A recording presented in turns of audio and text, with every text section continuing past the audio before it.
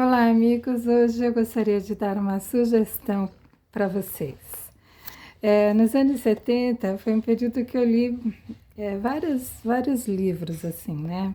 Quer dizer, vários não, mas alguns livros, assim, porque eu estava procurando ter autoconfiança, usar mais o poder do pensamento positivo. Pratiquei alguns exercícios que, inclusive, deu certo, comprovei que deu certo, mas eu falhei num detalhe.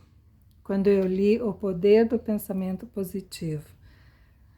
Não, O Poder do Subconsciente, né? De Murphy, de Joseph Murphy.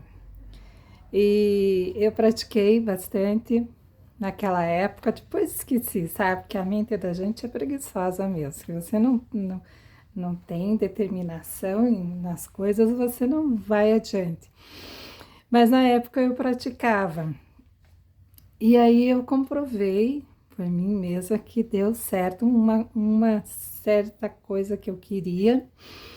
Eu cheguei num determinado local, essa pessoa me ofereceu uma comissão.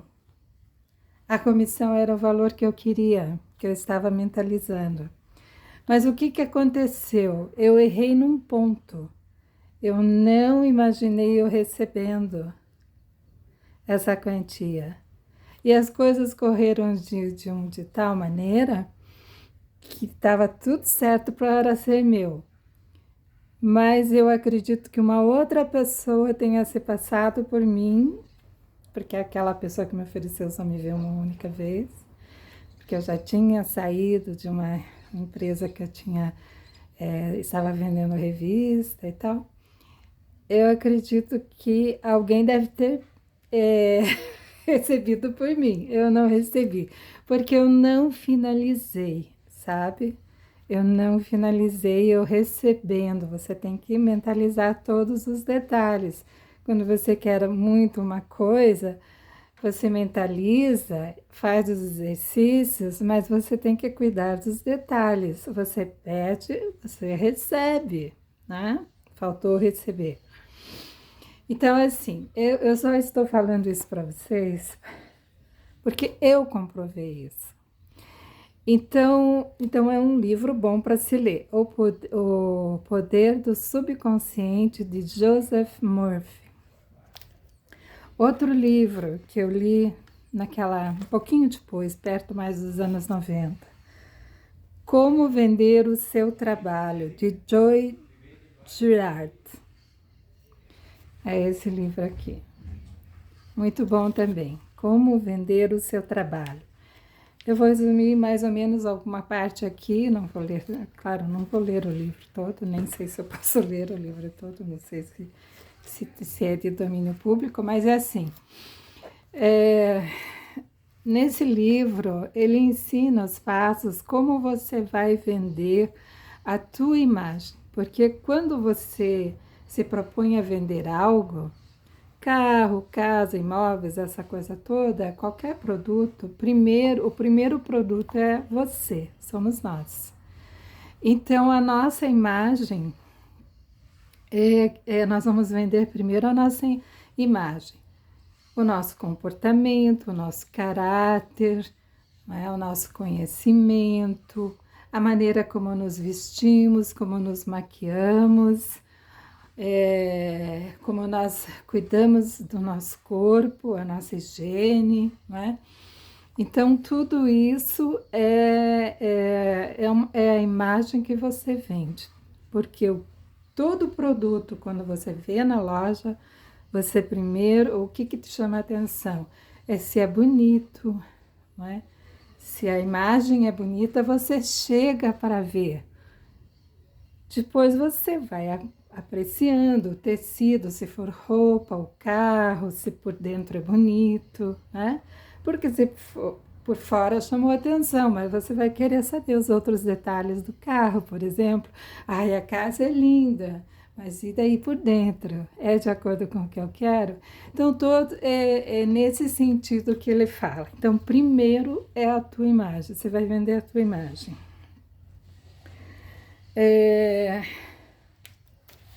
Eu vou ler alguns trechinhos que ele frisou, né? Inclusive, ele fala de exercícios físicos, como cuidar da saúde, essa coisa toda. Todas as manhãs, ao levantar, pergunte-se: eu compraria a mim mesmo? Continue até poder responder sim. Certifique-se de que a sua embalagem faz com que as pessoas queiram saber o que há lá dentro. Torne-se vendável. Cuide diariamente do seu aspecto.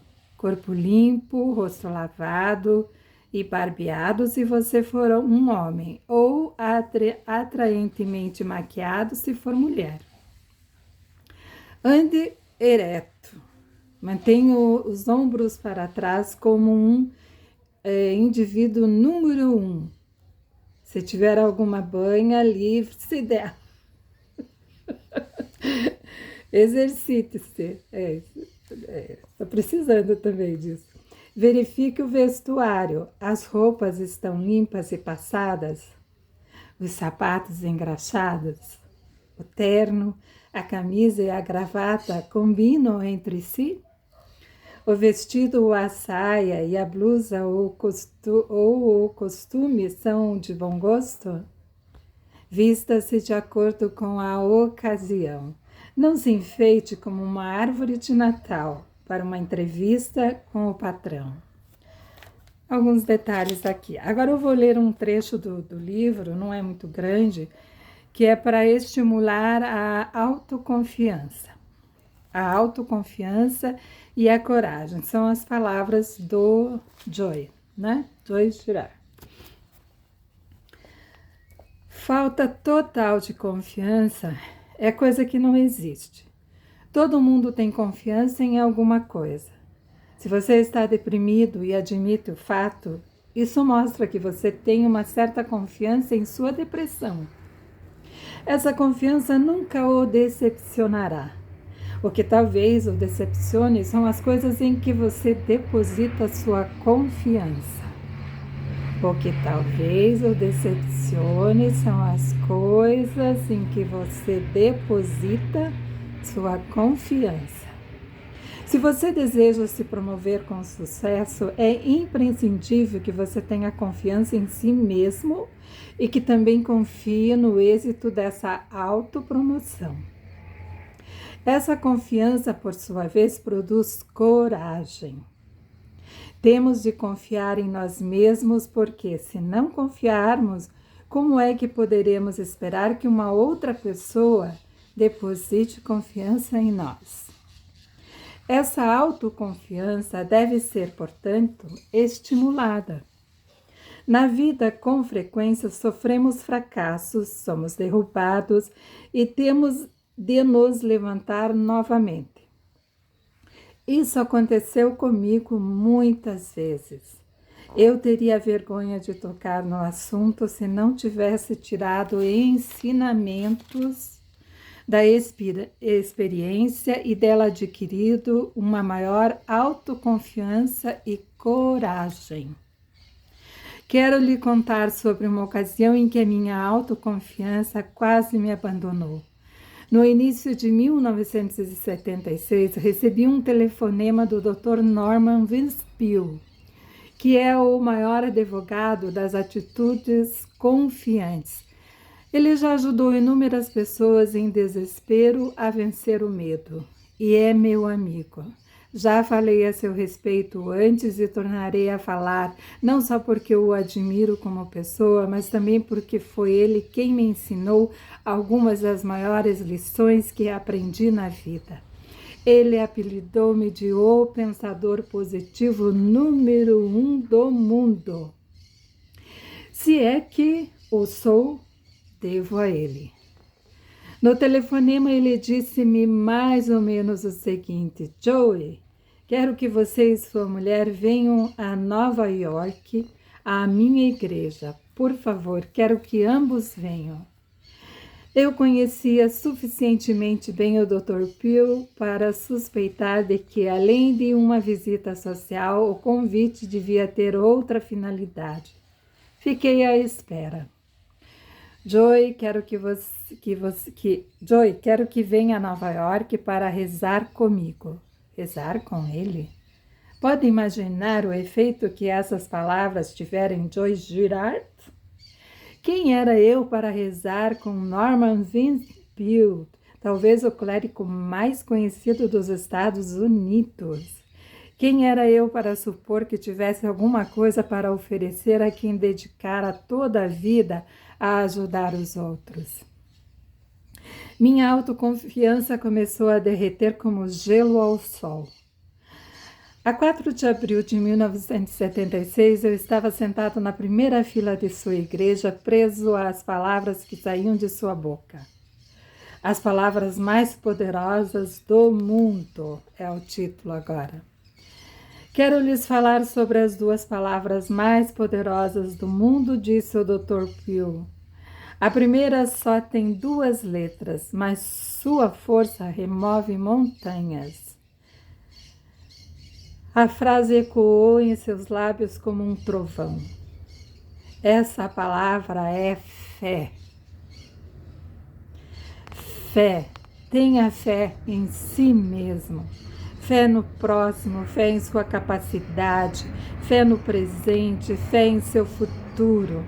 Se você não tiver fé, quem terá fé em você? Voltou-se então para a segunda das 2 palavras mais poderosas do mundo. Tão poderosa que se deixaram ela... Tão poderosa que se deixarem ela pode destruir a fé. Essa palavra ele disse num tom que indicava desprezo. De 4 letras é medo. Medo. Medo de que você não possa ser o que deseja, não possa fazer o que deseja, medo do passado e de suas consequências, medo do futuro, pelo que o futuro possa encerrar, medo do fracasso. Medo devia ser palavrão, pensei comigo mesmo, mas tive de interromper meus pensamentos porque de repente percebi que o Dr. Pugh estava falando sobre mim. Para ilustrar seu sermão, estava falando sobre mim. Fiquei aturdido. Ele estava apontando para mim e para John, sentados ali na primeira fila.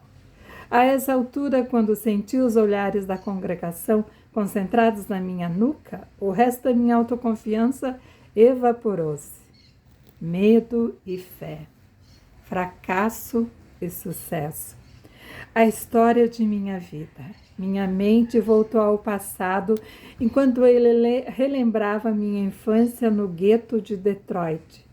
As afirmações constantes de meu pai de que eu nunca chegaria a ser coisa alguma.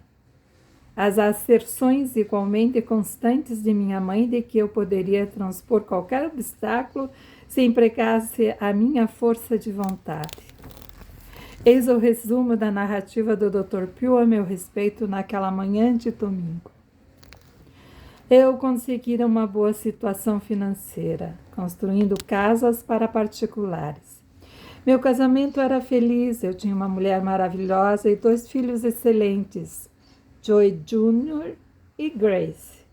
Foi então que, após uma série de acontecimentos desastrosos, minha carreira como construtor esboroou-se. Eu confiara em falsas promessas e de repente percebi que devia $60 mil. Oficiais de justiça com mandado judicial estavam apostos para despojar-me de minha casa. O banco preparava-se para me tirar o carro. E o que é muito pior, dentro de pouco tempo esgotou-se a nossa provisão de alimentos e fiquei sem dinheiro para sustentar a minha família. Da noite para o dia, o medo tornou-se o fator dominante na minha vida. Estacionei meu carro a várias quadras de distância da minha casa para que o homem do banco não o localizasse e entrei pela janela dos fundos para escapar ao oficial de justiça. Pela janela, sorrateiramente como um ladrão. Eu, Joy Girard.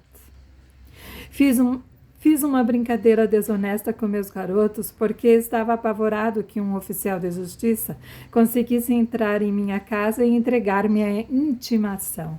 Assim disse a Joy e a Grace que entráramos numa competição com os vizinhos do lado e da frente, e uma das regras da competição era não abrir as portas, nem as da frente, nem as de trás. Eu disse a eles que o primeiro a abrir a porta perdia o jogo. Naturalmente, essas táticas não funcionaram. Brincadeiras não eram a solução. Logo depois, perdi minha casa, meu carro e o meu autorrespeito, como sabia que aconteceria. Tive de aprender da maneira mais difícil que ninguém pode recuperar sua autoconfiança se escondendo atrás de portas e paredes. O meu medo chegou ao máximo no dia em que minha mulher me disse que a comida terminara. De repente, o futuro tomou a forma de uma sacola de alimentos que eu precisava adquirir a qualquer custo. Entretanto, eu tinha muito pouca confiança de que os poderia obter. Caí de joelhos e pedi ao Senhor que me devolvesse minha autoconfiança. O que com tanta frequência acontece, aconteceu então. O Senhor e minha mulher agiram em conjunto. Quando eu estava no auge da depressão, June abraçou-me e disse: Joy, não tínhamos nada quando nos casamos. Depois, por algum tempo, tivemos tudo. Agora não temos nada novamente. Eu tive fé em você uma vez e continuo a ter fé em você agora. Você pode obter sucesso outra vez, eu acredito em você. Que mulher maravilhosa! Em sua curta vida, até o momento em que faleceu, no início de 1979, ela nunca me criticou, nunca se queixou, nunca perdeu a fé em mim. Naquele instante, aprendi uma verdade importante. Uma das melhores maneiras de adquirir fé e confiança em si mesmo é verificar que os outros acreditam em você. As palavras do Dr. Pugh naquele domingo de abril despertaram todas essas lembranças.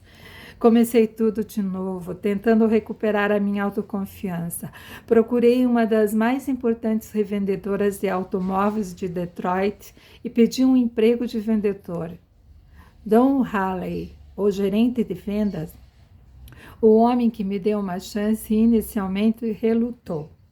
Você já vendeu carros alguma vez? Não. O que o faz pensar que pode fazê-lo? Aí ele lembrou de uma frase, né, do Dr. Pugh. Você poderá se achar que pode. Relembrou-me a pergunta de Don Halley. Bem, eu já vendi outras coisas, jornais, casas, produtos agrícolas, mas o que as pessoas realmente compravam era eu mesmo, Sr. Halley. Eu vendo a minha imagem, ele falou.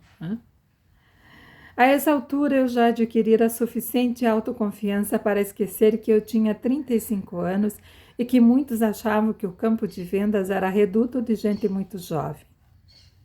Ele sorriu, o gerente sorriu.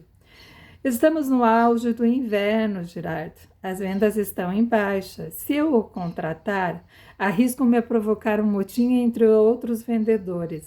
Simplesmente não aparecem clientes em número suficiente para ocupar a todos. Com a minha fé reforçada pela fé de June, eu repliquei. Sr. Halley, se não me contratar, o senhor estará cometendo o maior erro de sua vida. Eu não vou disputar com ninguém os clientes que aparecerem, apenas quero uma mesa e um telefone. Dentro de 2 meses eu baterei o recorde de ser o melhor vendedor. É uma promessa que eu lhe faço. Halley deu-me uma mesa empoeirada num canto do 2º andar. Transferiu para lá um telefone que fora desligado e foi assim que iniciei uma nova carreira. A primeira venda do dia sempre é mais difícil, mas uma vez realizada, parece que o mundo todo é nosso. Foi então que aprendi outra grande verdade. Confiança gera confiança.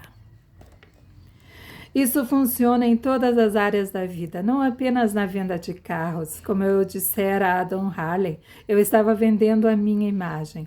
A nossa primeira venda diária transforma-se numa espécie de marca-passo para o restante do dia. Aquele foi o início da minha volta ao topo, só com um catálogo de telefones e uma mesa empoeirada consegui uma venda atrás da outra. Harley não podia acreditar. Em 2 meses cumpri a minha promessa, bati todos os recordes dos vendedores da casa. Readquiri meu autorrespeito, saldando a minha dívida de $60.000. Paguei aos fornecedores de madeira, à companhia de terraplenagem, aos pedreiros e marceneiros, a todo mundo, dólar por dólar, até o último centavo. Depois disso, aconteceu uma coisa maravilhosa que levou lá para cima o nível de minhas vendas. Os meus ex-credores foram meus primeiros clientes naquele início de minha carreira como vendedor de carros. Por sua vez, a confiança que eles depositaram em mim aumentou a minha confiança em mim mesmo. Confiança gera confiança. A minha primeira venda foi o ponto de partida para o meu recorde de 1.425 carros em um ano. Mas essa é uma realidade lá dos Estados Unidos, né, gente? Lá as coisas são... Eu tenho visto vídeos ali de pessoas que estão lá nos Estados Unidos, os carros lá são bem mais baratos que pessoas aqui de classe média baixa adquirem com facilidade, coisa que aqui não é, né? Os carros aqui são muito caros. Da lona eu me levantei e tornei meu vendedor de carros número 1 do mundo. A minha história era o assunto de sermão do Dr. Pugh, como eu descobrira algumas verdades importantes, alguns princípios a respeito de coragem e autoconfiança. Agora, se eu conseguir transmitir a você esses princípios, se você os puser em prática, como eu sei que pode, então terei verdadeiramente vendido a você a minha imagem. Agora ele fala sobre medo e fé. Quando criança, parece-me ter tido sempre de um lado meu pai transmitindo-me pensamentos negativos. Você nunca chegará a ser coisa alguma. Você sempre será um fracasso, você não presta. Ele estava sempre instilando medo em minha mente. E parece-me também, por outro lado, ter sempre tido minha mãe transmitindo-me pensamentos positivos. Tenha confiança em você mesmo, você será um vencedor, você pode ser o que quiser ser. Ela estava sempre insuflando em mim a fé. Eu sempre pensei em medo e fé em termos de meus pais. Mas, na verdade, todos ouvimos em nosso interior os mesmos sussurros do medo e da fé, num grau maior ou menor. De um lado, o medo sussurra: você não conseguirá fazer isso. Você não conseguirá se promover. O lugar é muito importante. Você não tem tutano o suficiente. Do outro lado, a fé sussurra: você conseguirá fazer qualquer coisa se acreditar que pode. Você tem mais coragem do que pensa. As pessoas respeitá-lo-ão e confiarão em você porque você é digno de respeito e confiança. O que você pode fazer sobre sua dualidade de sussurros? Eis o que eu fiz. Eu estava dirigindo por uma autoestrada um dia quando decidi que uma boa maneira de estimular a minha coragem e minha autoconfiança seria simplesmente fazer-me surdo aos sussurros do medo. Recusar-me a dar ouvidos a quaisquer palavras ou pensamentos negativos. Enquanto eu ia dirigindo, também ocorreu-me que eu, um indivíduo de 70 quilos, controlava totalmente um veículo de 2.000 quilos. Eu era o seu senhor. Enquanto eu continuasse no controle, continuasse a ser o senhor, ambos, o carro e eu, chegaríamos em segurança ao nosso destino. Mas se eu deixasse o veículo escapar ao meu controle, o resultado seria o caos. Um amigo meu, um eminente especialista em cirurgia cerebral, disse-me certa vez que há dois seres andando por aí dentro de cada terno, de cada vestido: a mente e o corpo. A parte da mente que se poderia chamar de capitão do navio é do tamanho aproximado de uma borracha.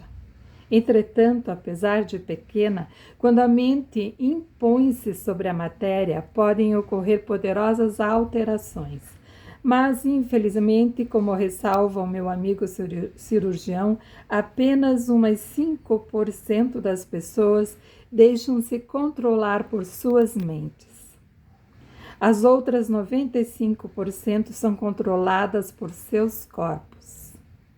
Da mesma forma, bem poucos entre nós são guiados pela fé, ao passo que um número demasiado grande é conduzido pelo medo. A mente diz: vá em frente, tenha confiança, você pode fazê-lo, faça-o agora. Isto é a fé falando, a primeira das mais poderosas palavras do mundo. O corpo diz: recue, você pode fracassar, você não conseguirá, deixe para depois. Isso é o medo sussurrando em seu ouvido. Se deseja aumentar sua autoconfiança, ignore-os, deixe para depois. Há um letreiro num restaurante grego em Detroit que serve as melhores costeletas de carneiro fora de Atenas. O letreiro diz: você poderá comprar fiado o que quiser. Amanhã. Uma promessa inócua, porque esse amanhã nunca chegará. É o hoje que decide o que você será amanhã. O que importa é hoje. Expulse de sua mente os medos, as fraquezas e os pensamentos destruidores da semana passada, do mês passado, do ano passado. Hoje é o dia em que você tem de decidir que deixará que aquela pequena porção de sua mente, a fé, controle o seu corpo. Hoje é o dia em que você banirá para sempre o medo. Mas como? Você perguntará. 5 regras para livrar-se do medo. Eis aqui 5 regras para ajudá-la a banir o medo e substituí-lo por autoconfiança e coragem. Elas deram certo para mim e darão certo para você. Acredite em você mesmo. Associe-se a pessoas confiantes. Ajuste a sua máquina de confiança. Seja o capitão do seu navio. Mantenha-se ocupado. Primeiro, acredite em você mesmo. A autoconfiança surge da crença em si mesmo. Lembre-se dessas 6 palavras poderosas. Você pode se achar que pode. Faça o seguinte: pendure um outro cartão no espelho do seu banheiro e mais um em seu carro com essas 6 palavras estimulantes. Leia-as todos os dias. Recite-as em voz alta. Deixe-as penetrar em sua consciência. Depois acrescente embaixo mais 2 palavras, e essas são fruto da minha própria experiência. Eu poderei. Você poderá se quiser. Eu posso. Eu posso. Eu quero. Né? Cresci num bairro violento. Era só pôr o pé na rua e as brigas começavam.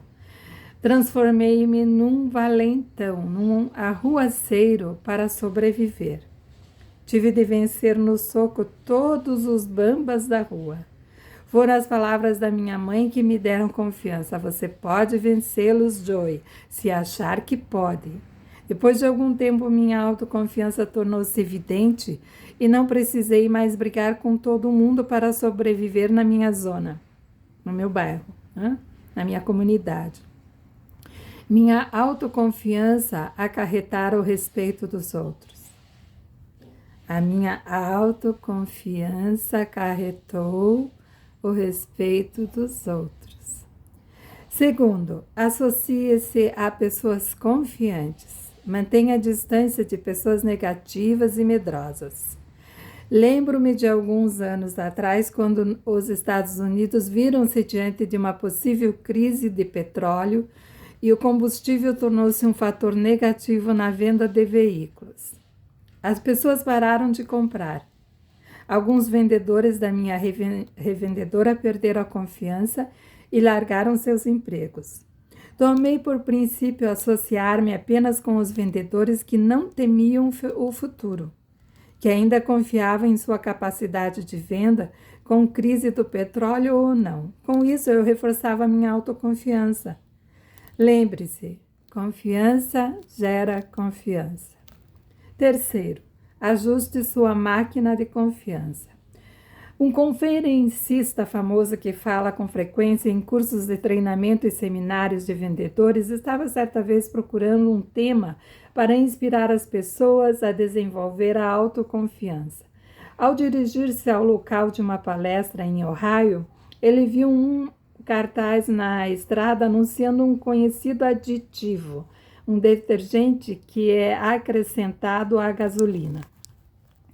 Esse aditivo prometia ao fabricante, limpava o carburador e aumentava o número de quilômetros percorridos com 1 litro de combustível. Eureka! Ali estava o tema que ele procurava. Limpe o carburador de sua máquina de confiança com o aditivo da fé. Ele tem razão. Sua máquina de confiança só funcionará se você a mantiver limpa, abastecida, lubrificada e bem regulada. Quarto, seja o capitão do seu navio. Brigham Young, o famoso pioneiro mormon, guiou o seu povo do vale do Mississippi até Utah. Ali, com fé e muito trabalho, transformaram um território bravio numa cidade próspera e florescente, Salt Lake City. Os mormons são encorajados a não fazer uso do tabaco. Temendo não conseguir suplantar seu pendor natural para esse vício, Brigham Young sempre tinha consigo um naco de fumo para mascar. Lembro-me de uma cena de um filme feito sobre sua vida que mostrava que toda vez que ele sentia-se tentado, tirava o naco de fumo do bolso, olhava-o com uma careta e dizia: "Quem é maior? Eu ou este naco de fumo para mascar?" "Sou eu." Ele respondia, e o naco do fumo, ao invés de ir para a sua boca, voltava para o seu bolso. A fé vencendo o medo, a mente vencendo o corpo. Henry Ford costumava dizer que todas as pessoas confiantes tiravam sua coragem do fato de enfrentarem seus medos em vez de fugir deles. Você deve aprender a fazer o mesmo.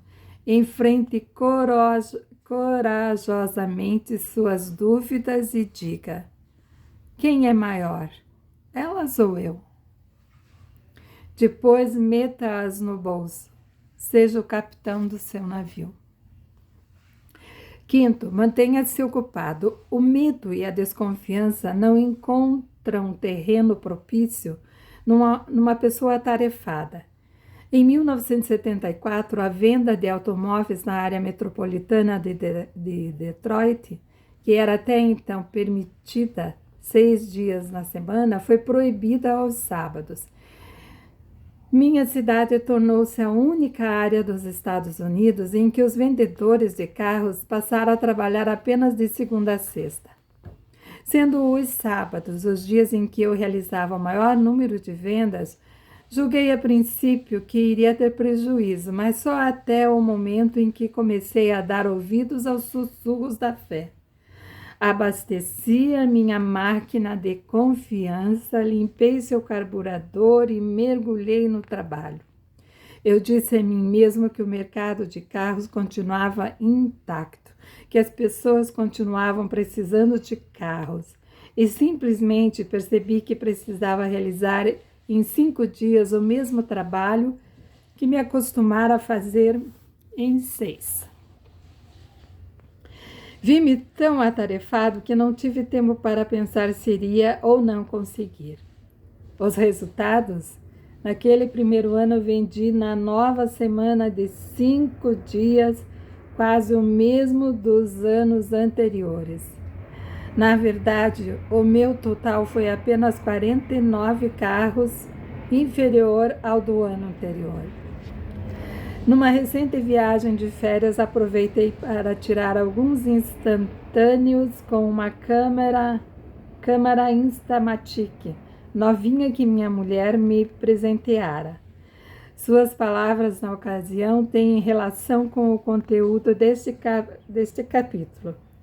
Ela disse-me: hoje disseram-me que esta máquina de retratos faz todo o trabalho sozinha.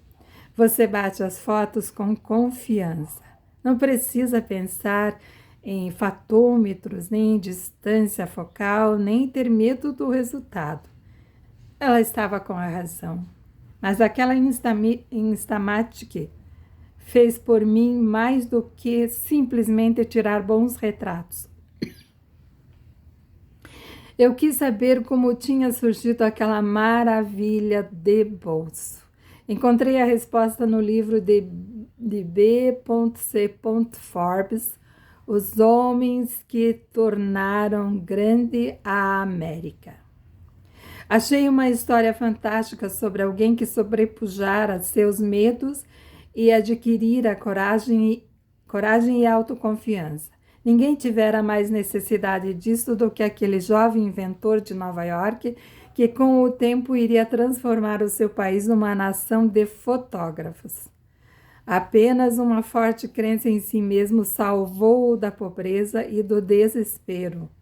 Ensinou-o a banir o medo, elevou-o a inventar um processo tão simples de fotografia que qualquer um podia utilizá-lo.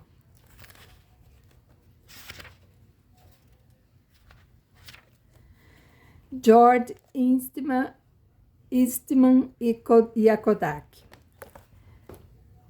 Criança ainda, George Eastman mudou-se para Rochester, Nova York, onde logo tornou-se funileiro e inventor. Ele era um mecânico amador e as ferramentas ajustavam-se como luvas às suas mãos. Naturalmente, não foi George Eastman quem inventou a fotografia. Já se tiravam retratos na época do seu nascimento, no início do ano de 1850. Na verdade, algumas das melhores fotografias que temos até hoje foram tiradas por Matthew Brand nos tempos de Abraham Lincoln. Na infância de Eastman, os retratos eram obtidos por meio de placas de vidro molhadas numa solução de prata, processo muito trabalhoso. Assim, George decidiu inventar uma máquina portátil e, mais tarde, aperfeiçoar o novo método com a utilização de placas secas gelatinosas. Próspero e bem-sucedido, começou a fabricar as novas placas secas, mal conseguindo atender todos os pedidos. Então, subitamente, de forma inesperada, o desastre. O público parou de comprar suas placas. Os vendedores começaram a devolvê-las à pequena fábrica de Eastman. Reclamações chegavam de toda parte, quase sempre com a alegação de que as placas tinham perdido a sensibilidade. Em resumo, as fotografias saíam uma droga. George Eastman teve teve de começar tudo outra vez. Assim como eu, quando minha carreira de construtor desmoronou. Ele precisava vender a sua imagem para os varejistas, os fotógrafos e o público em geral. O pânico apossou-se dele. A autoconfiança e sua habilidade pareciam ter se evaporado, e o medo de não conseguir produzir uma placa que satisfizesse os fotógrafos começou a persegui-lo. O espectro da pobreza ameaçava-o, e sua confiança deu lugar às dúvidas. Repetidamente ele tentou descobrir onde errara. Viajou para a Inglaterra, onde o processo de placas secas parecia estar dando bons resultados. Mas, mesmo com as novas fórmulas ali aprendidas, o sucesso lhe escapava. Parecia-lhe impossível obter capital, pois a cada dia ficava mais difícil a ele promover-se. Eastman estava prestes a desistir. Mais tarde ele diria que os demais problemas que teve de vencer na vida nada foram em comparação com o deste período. Seu sócio Henry Strong tinha fé nele e, como minha mulher, June, sabia expressar essa fé e estimulá-lo a prosseguir. Ele reuniu suas energias para livrar-se do medo e reerguer, pouco a pouco, sua autoconfiança. Eastman reafirmou sua fé em si mesmo. Ele admoestou-se severamente, lembrando a si mesmo que possuía um cérebro ágil, uma curiosidade fora do comum e uma tremenda ambição. Tomou a resolução de procurar somente pessoas autoconfiantes e que ainda confiassem nele. Uma dessas pessoas era Bill Walker, que o convenceu a deixar de lado as chapas fotográficas feitas de vidro e lançar-se na pesquisa de um material flexível que registrasse imagens. Com sua inventividade, George empreendeu a tarefa e, com a ajuda de Walker, criou o primeiro rolo de filme. Tornou-se mais confiante e confiança gera confiança. Ele alimentou sua máquina de confiança com uma fé crescente no futuro do filme em rolo e também com a fé que o seu futuro talvez não estivesse apenas na fabricação de filmes, mas o que era mais importante ainda, num aparelho que utilizasse esse filme. Deixando de ser, como no princípio, um navio à deriva, ele transformou-se no capitão do seu navio. Enfrentando bem de frente seus antigos medos, começou a destruí-los um a um. Livrar-se do medo não foi difícil, porque ele tinha pouco tempo para pensar nele. Trabalhava noite e dia, tinha tanto o que fazer que passou a dormir na própria fábrica para encontrar tempo para desincumbir-se de todas as suas obrigações. Então, finalmente, o sucesso sorriu-lhe novamente. A fé e a autoconfiança criaram a Kodak, um nome que não significava absolutamente nada, mas que tinha um som agradável. A máquina caixão espalhou-se pelo país. Até uma criança podia operar aquela máquina maravilhosa e altamente portátil que utilizava um simples rolo de filme. O slogan da Kodak: você só aperta um botão e nós fazemos o resto. Ficou famoso da noite para o dia. A frase, né? Você só aperta um botão e nós fazemos o resto. Ficou famoso da noite para o dia. O slogan. E ali estava eu em férias com a minha Instamatic, ainda apertando o botão e sabendo que eu podia tirar retratos como todo mundo, com confiança. Mas o verdadeiro botão que é preciso apertar é o nosso botão da confiança. Ninguém descobriu melhor essa verdade do que George Eastman, que conseguiu vender com sucesso a sua imagem, readquirindo a autoconfiança e a coragem. O mundo está cheio de realizadores, de pessoas que tiveram sucesso devido à autoconfiança. Eles utilizaram essa confiança para sobrepujar todo o tipo de obstáculos. Alguns exemplos. Há pouco tempo, Max Anderson e 2 companheiros atravessaram o Atlântico num balão quando todos os que tinham tentado a mesma façanha antes deles haviam falhado. Ao descer na França, o trio foi unânime em suas declarações. Nunca duvidamos que poderíamos fazê-lo. Nunca duvidamos de que poderíamos fazê-lo. Eleanor Roosevelt recorreu à autoconfiança para sobrepujar a sua falta de beleza e conseguiu inspirar um presidente atingido pela paralisia e toda uma nação. Shirley MacLaine provou que podia escrever tão bem quanto representar, porque tinha confiança em sua capacidade. Até mesmo o título de um dos seus best-sellers demonstra essa confiança. Você pode chegar lá. A palavra-chave é pode.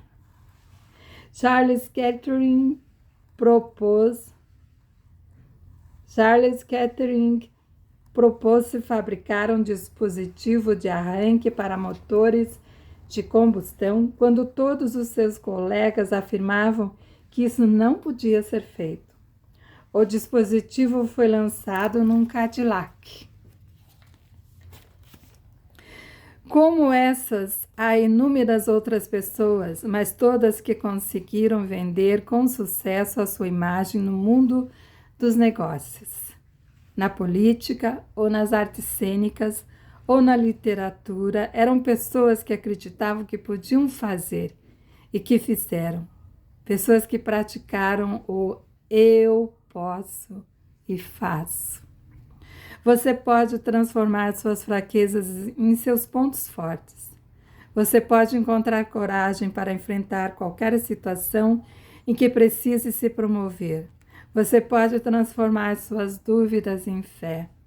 James K. Van Fleet aconselha-nos a agir como se fosse impossível fracassar e a fazer as coisas que tememos fazer.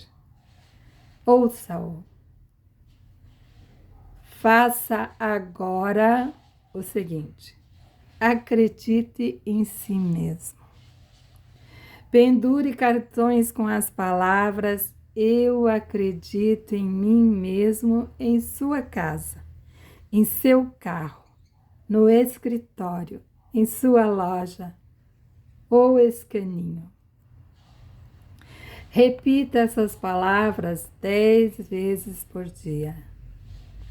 Repita as palavras "Eu conseguirei" 10 vezes por dia. Hoje nós sabemos que o melhor é "Eu consigo", "Eu consigo", ou "Eu conseguirei" 10 vezes por dia. Recuse-se a ouvir os cochichos do medo. Aumente o volume dos sussurros da fé. De agora em diante, associe-se a pessoas confiantes. Extraia a confiança dos outros. Regule a sua máquina de confiança. Você obterá mais confiança por litro quando acrescentar o aditivo da fé, os sussurros que esta cochicha em seu ouvido direito. Mantenha-se ocupado. As dúvidas não proliferam em pessoas ocupadas. É verdade, né, gente? Toda manhã, ao levantar, diga: eu sou o capitão do meu navio. Haja como se fosse durante o resto do dia. Eu sou o dono, né? Eu sou o capitão do meu navio. Haja como se eu fosse durante o resto do dia. Não importa o que possa acontecer para aumentar o seu medo. Faça aquilo que você teme fazer. Haja como se não pudesse falhar e não falhará. Então, gente, eu aprendi a dirigir Eu tirei minha carteira, se eu não me engano, em 1982, 84. Eu teria que ver ali na minha carteira de habilitação. Quer dizer, eu tenho que memorizar, porque na verdade eu tirei a carteira algum tempo depois, um pouco depois. Mas eu aprendi a dirigir lá nos anos 80, 82, 84, por aí. E vocês sabem que a gente tem medo, né? Tudo que a gente começa, que a gente não conhece, é medo. É o medo de fazer alguma coisa errada. E eu tive uma instrutora, mulher, que tinha morado aqui em Curitiba, né? Mas ela tinha morado em São Paulo. Em São Paulo, um movimento imenso, né? Então, ela me deu tanta confiança, porque nos pontos onde eu tinha medo, por exemplo, eu dizia assim, ai, tem um carro atrás. Eu ficava preocupada com o carro atrás. Ela disse, você está olhando pelo retrovisor, você tem que olhar no retrovisor direito ou esquerdo para certificar-se de que tem algum veículo próximo, né? Do teu lado, direito ou esquerdo, e você também tem a tua visão na frente. Então, você que está aqui olhando para frente tem uma visão melhor do carro que está à tua frente. A mesma coisa o motorista que está lá atrás, o condutor do carro que está lá atrás, dirigindo atrás desse veículo que você está aprendendo, ele tem uma visão melhor de você do que você dele. Então, a atenção, o privilégio de olhar melhor é dele. Então, ele tem que cuidar de você. Tem que cuidar do que ele está fazendo lá. Então, se ele quer ultrapassar, ele vai sinalizar e vai ultrapassar. Não se preocupe tanto com quem está atrás, né? Porque a visão melhor dele, ele é privilegiado, ele está tendo uma visão melhor de você. Então, ela me dava segurança, não é? Que eu tinha que cuidar, claro, do veículo que estava à minha frente e ficar atenta também para quem está querendo ultrapassar essa coisa toda, porque se eu quiser ir para a esquerda ou para a direita, eu tinha que sinalizar, né, dar a seta e tal, mas o privilégio de visão era do motorista que estava lá atrás. Então, se ele quisesse me ultrapassar, ele que ultrapassasse. Né? Ele que achasse o ponto melhor de ultrapassagem e ultrapassasse, né? Não era eu que tinha que me apressar, porque a minha preocupação era assim, que eu tinha que me apressar, né? Porque lá atrás tinha um carro muito, muito perto, né? Então, não. Então, ela dizia, não é assim que funciona.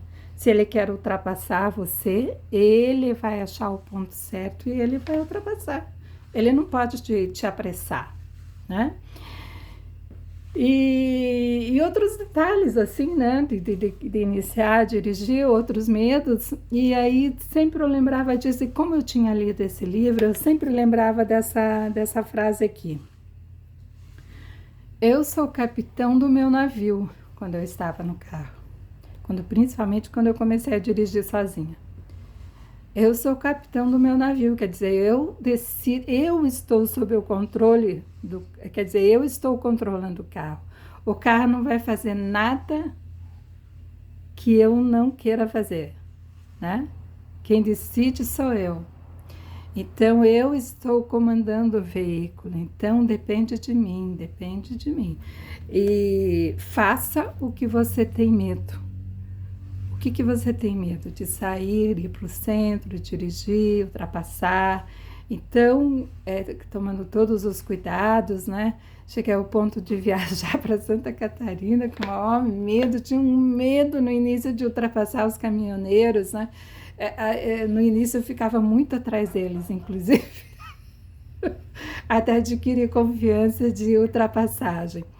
E o que acontecia? Eu dizia, não, eu estou com medo, mas faça o que você tem medo, porque você vai precisar fazer isso. E assim foi, faça o que você tem medo. Ponha confiança, domine o navio, dirija o navio, você é o dono do navio, você controla o navio, né? E assim foi, gente, a confiança é assim. Então, tudo que a gente tem medo, a gente vai lá e faz. Né? Eu tô com medo disso? Não, eu vou me revestir de fé e confiança e vou fazer isso que eu tenho medo, porque eu tenho que vencer o medo. O medo não pode me dominar. Eu domino o medo, porque eu sou o capitão do meu navio.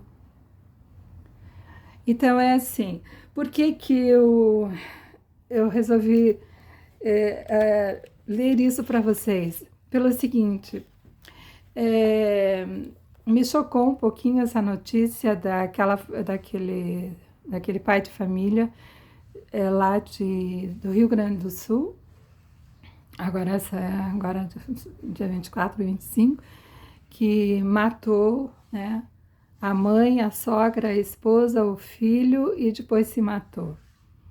E provavelmente deu um surto nele, talvez, né? Porque talvez dificuldades que muita gente está passando, né? Tem empresários que se endividaram na pandemia, né? Não conseguiram se levantar e talvez esse pai de família, com medo que a família já tivesse que se humilhar e passasse por privações que ele não queria, que ele se julgava até às vezes culpado, né? A gente não pode estar na mente da pessoa, mas alguém que faz isso é porque ela não quer que a família passe por aquela situação, né?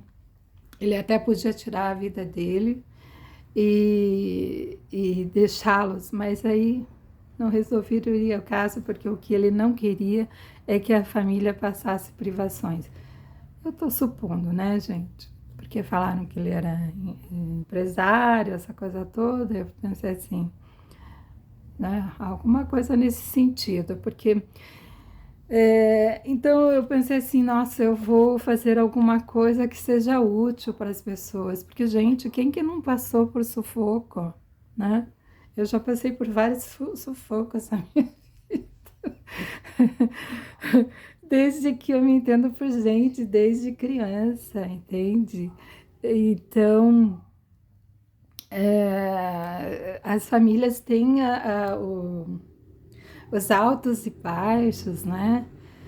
Então, isso toca profundamente, são experiências, você tem que ultrapassar, mas chega momentos que você fica muito triste quando você perde o emprego, por exemplo. Nossa, né? Você fica muito para baixo, fica deprimida, porque às vezes você não esperava, né, perder o emprego, né? Muitas vezes não espera. E aí você não fez a tua reserva, por exemplo, e aí? Como é que fica, né?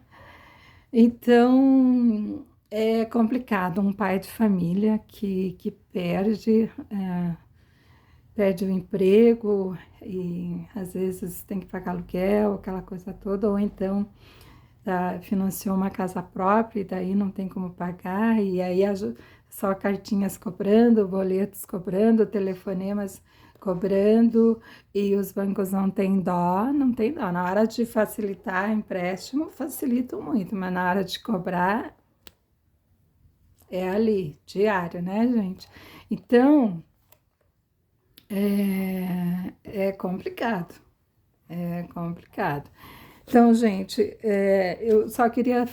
eu queria fazer esse bem, né? Dar um ânimo para aqueles que estão precisando. E se puderem, eu não tenho nem ideia de quando estaria esse livro hoje, se ele está fácil de acessar. Olha, gente, eu não estou ganhando, não estou fazendo, não estou com intenção de ganhar nada, não tenho contato com essas pessoas. É um livro estrangeiro, mas é um livro bom. É um livro bom para ler. Como vender o seu trabalho. Fala muitas dicas, muitos exemplos de pessoas que perderam tudo, que se encorajaram, que encontraram pessoas boas, que associaram a sua espiritualidade, né, a sua fé, porque você veja, não é a religião, gente, não é a religião, é a nossa necessidade da espiritualidade. Nós precisamos dessa espiritualidade, porque se cada vez que a gente cai, se a gente não tivesse onde se agarrar na espiritualidade, não é religião, não. Claro que tem algumas pessoas que usam para seduzir outras pessoas, para comandar outras pessoas através da religião. Mas é a tua fé, é a tua espiritualidade, tá? É você que dirige o teu navio, não são outras pessoas. Nunca deixe outras pessoas dominarem você, certo? Por religião, nunca. Você se agarre na tua espiritualidade, aquilo que te faz bem, sabe? Nunca deixe ninguém tirar nada seu, sabe? Porque é muito difícil conseguir. Tá? Dê para tua família, dê para uma pessoa necessidade, mas nunca dê para quem já tem. Então, é isso que eu queria dizer, que nós precisamos ter essa fé, essa fé de que tudo vai dar certo, de que eu posso, eu domino o meu caminho, né? Claro que muitas coisas, né? Tipo a morte, por exemplo, a morte não tem como dominar, né, gente? Mas você pode trilhar por um caminho onde você vai colocar confiança e com pensamento positivo também. O poder do subconsciente, qualquer dia eu pego ali, eu também tenho, e vou dar uma lidazinha de algum texto, e também da Louise Hay. Também é muito interessante os livros dela, gente. Eu já li esses livros e posso falar que é muito bom. O único defeito, digamos assim, que eu cometi é não ter colocado em prática em todos os passos da minha vida, né? A gente está tão condicionada a seguir uma rotina, não é? Que a gente se deixa cair de novo e esquece, né? Porque fica ali guardado, e o que está guardado para mim, sabe, gente, livros, assim, é que essa semana eu comecei a arrumar os livros, ajeitar de novo ali, e aí eu comecei a ver, disse, esse livro é bacana e tal, então é isso daí, então volta, né, porque eu tô pegando de novo, sabe, mas eu tenho esse defeito de memória mesmo, né, o que eu guardo fica guardado, se eu não tô vendo, eu esqueço dele. Claro que nem tudo, né? Nem tudo, né? Então é isso, gente. Espero que vocês aproveitem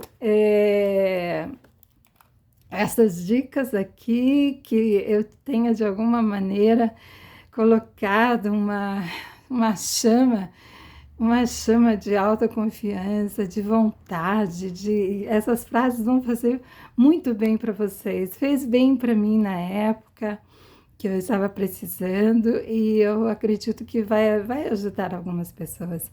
Então, lembre-se, eu posso, eu quero, eu recebo. Lembrem de querer, mas lembrem de imaginar vocês recebendo, tá? Não cometam aquele erro que eu cometi lá atrás, nos anos 80, tá certo? E essa chama de confiança estejam com vocês, sejam o dono do seu navio, tá certo? Você decide aonde ir, o que fazer, como você vai fazer, essas coisas todas aí, tá certo? Tchau, gente. Já falei demais. Tchau, tchau.